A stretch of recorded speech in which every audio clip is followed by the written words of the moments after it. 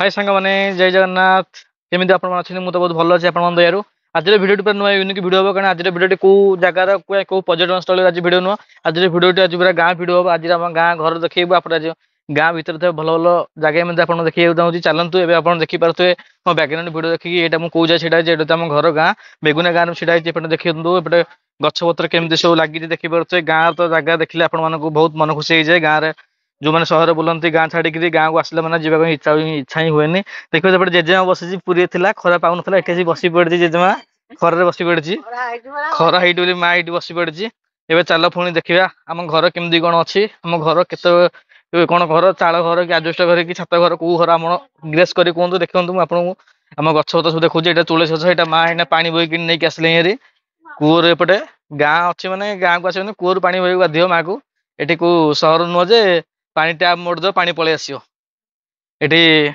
कूर पानी आइले जाए सब कम हम यहाँ जो तुलसी गछ देखो केमती कौन चिता पकाई गुरुवार माणसा एंट्री कर चिता पकाई ये आम कौन होता ना ये आम आगुरी ताटी लगुला ये आमर दीपटे ताटी लगुला ये मतलब जन बड़ बड़ घर थे घर भंगा ये ताटी लगुला आगुआ ताती लगुला ये आम जो घर था पुणा घर यहाँ हांडी शाल था ये आम रोसे करूला माँ घर भंगा मैंने भांगी जाइए बात्या को जो ये घर भांगी जाइए यही घर आम रोलु ये जो घरटा रोक यही घरटा आम रोलु पछपटे जो घरटा आम रोलु ये घरटा हांडी शाल रोसे होता आईटा बारेंडा था ये गोटे पाचेरी थी पाचेरी भांगी जाइए बात्या को पाचेरी भांगी जाइए ये आम शोलु यू एत पूरा बारेंडा था सेपटे हांडी शाल था सेपटे आम घर था ये मो पिला यूँ ही मो पिला पिलाटू माने जो गाँव था ये रही घरे ये खट था ये खट भर छोट खटर खटर शुए आम लाइन नाला आग लाइन ना देखिए भांगी जाइए बात्या को आईटा आम जो इंदिरावास आसला गोटे इंदिरावास आसी गोटे घर अच्छी जेजे ना ये आसला ये गोटे इंदिरावास देखिए बेटा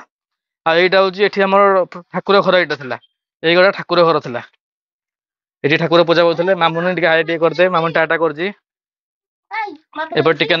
मुझे भात खाइबी बड़े माँ भात खाईगला मुझे भात खाइबी आउे पूरी पलैबी आउे कहीं आज बुलाक जबार अच्छी पुणी जीवु आसे 9टा बेले पुणी बाहर यहीटा हूँ इंदिरावास घर ये देखो टे रही जगह अच्छी यहाँ हूँ आम घर अगणा एपटे छत एपटे आम घर घर अगणा देखिए घर अगणा और पछपटे देखते यहाँ हूँ आम आगुरी थी गोरु हाल था यहाँ ये मैंने गाई रोले ये देखूँ यहाँ हूँ आज जन बड़ भाई घर ये बड़ भाई घर अच्छी गेट लगे यहाँ हूँ आम गोरुवाल था ये गाई रोला 2टा गाई ये आगुआ रोला आमर गोरुवाल देखिए ये घर कि भांगी पड़ी ये मत घर भितर गछ सब लगी सब सुखासुखी ये देखो यहीपटे भी रास्ता था ये मतलब कबर लगे ये बात्या को सब भांगी जाइए काले कबरटा सब भांगी जाइए बंधु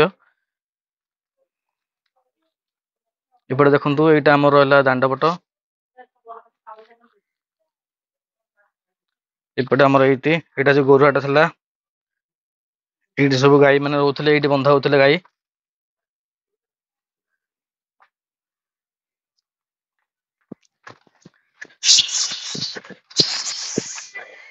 मैंने आम घर भिडियो देखिए टोटाल बारीपट दांड पड़ू ए चलते आम जा बरुणी पीठ जगन्नाथ मंदिर जा बड़ साइड अच्छी चलतु भिडियो लास्ट पर्यटन देखो सबूर भिडियो देखिए आप केम लगे लास्ट कमेंट कर कहे भल लगे भिडियो शेयर करें चलते घरे टे भिड कर सारापर मामुने मोर टे कौन खाईदे पलि आसलु बैक आसला बटे बाटर पड़ा बहुत गछपत्र जहाँकि मो अतीत कथा सब मन पकई दूसरे कहीं मुझे बड़ पंग सहित सब बड़े आसता एमती किसी कथा ही मुझे पहुँची बरमूली ठारे आपने जब बरुणी पीठ देखिए तेल भिडियो को आगू देखो बरमूलीर फुल भिडियो आपने यही चैनल देखिपारे टेन एबे आपण मैंने देखिपे मुझे आसी पहुंच जाइए बेगुनार थे माँ बरमूली पीठ आप देखिपे बरमूली पीठ जो अच्छे मुझे बाहर छाई चलते बेसी लेट न करेंगे भितर जाए भितर केमती दृश्य अच्छे आप देखिए भिडियो लास्ट पर्यटन देखो आसतु आज टोटाल भिडियो सुटिंग कर मामुनी आज मामुनी भिडियो सुटिंग करवाटा आपन केमती लगे आपने कमेंट मध्य जानवे कहीं फास्ट टाइम मामुनी मोर आज कैमेरामैन हो जाइए तथापि तो मतलब बहुत भल लगुच मामुनी कैमेरा धर स्टाइल आज पुणी चलता गोटे आगू टिके भिडियोटा कौन हो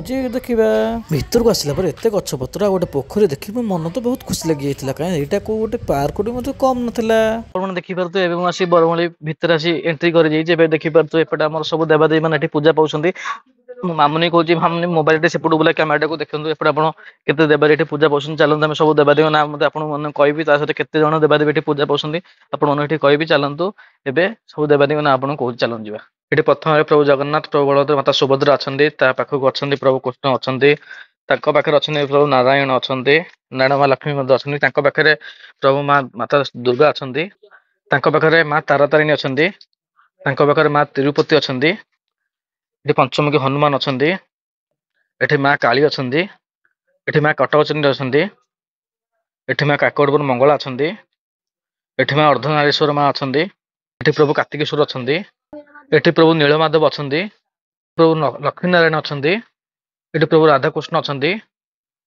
ଏପଟେ ଦେଖିପାରୁଥିବେ ଏଠି ମା ନିଜେ ବରମୂଳି ମା ଏଠି ଅଛନ୍ତି, ଆପଣ ଦେଖିପାରୁଥିବେ। ଏଠି ମାତା ଚର୍ଚିକା ଅଛନ୍ତି। ଏଠି ମା ବିରଜା ଅଛନ୍ତି। ଏଠି ମା ଯୋଗମାୟା ଅଛନ୍ତି। ଏଠି ମା ଭଟ୍ଟାରିକା ଅଛନ୍ତି। ଏଠି ମା ଶାରଳା ଅଛନ୍ତି। ଏଠି ମା ତାରିଣୀ ଅଛନ୍ତି।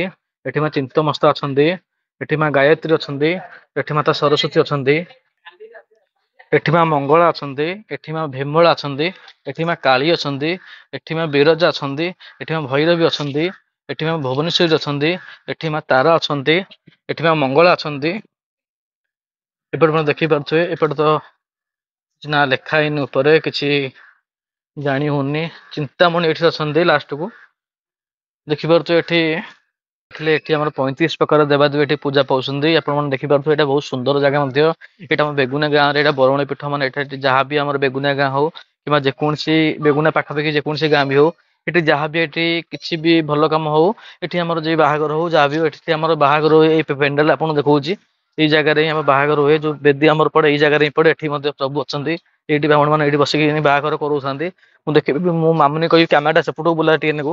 ସେପଟେ ଆପଣ ମାନେ ଘର ଦେଖୁଥିବେ, ସେଇ ଘରେ ହିଁ ବର୍ଷା ହଉ ସେଇ ଘରେ ଭୋଜି ଖାଇବାର ବ୍ୟବସ୍ଥା ଅଛି। ଆଉ ଏଠି ମଧ୍ୟ ବହୁତ ସୁନ୍ଦର ଜାଗା ମଧ୍ୟ ଏଠି ଅଛି। ଦୋଳି ମଧ୍ୟ ସେପଟେ ଗଲେ ଦୋଳି ମଧ୍ୟ ଏଠି ପଡିଛି। ବହୁତ ସୁନ୍ଦର ଜାଗା ଏଠି, ଆପଣ ଥରେ ଆସନ୍ତୁ ବୁଲିବାକୁ। ଏଇଟା ହଉଛି ବରମୂଳି ପୀଠ, ବେଗୁନାର ବହୁତ ପ୍ରସିଦ୍ଧ ପୀଠ ଏଇଟା।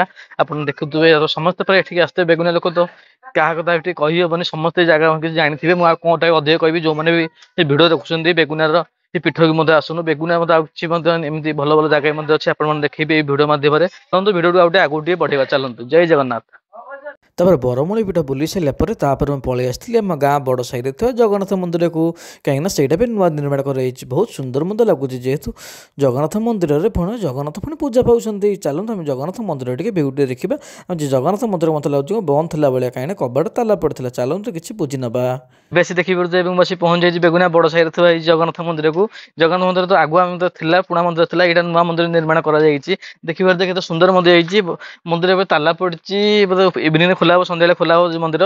କାହିଁ ଏଠି ତ ପୁରୀ ମନ୍ଦିର ଭଳିଆ ସବୁ ଦିନ ସାରା ଖୋଲା ହେଇକି ରହିବନି ନା। ଏଠି ଆମର ତାଲା ପଡିଛି, କାହିଁ ଭାଇନା ଯୋଉ ରୁହନ୍ତି, ଭାଇନା ତାଙ୍କ କାମରେ ମଧ୍ୟ ପଳେଇଥିବେ। ଏଇଟା ତାଲା ପଡିଛି, ଭାଇନା ଆସିଲେ ପୁଣି ତାଲା ଖୋଲା ହବ।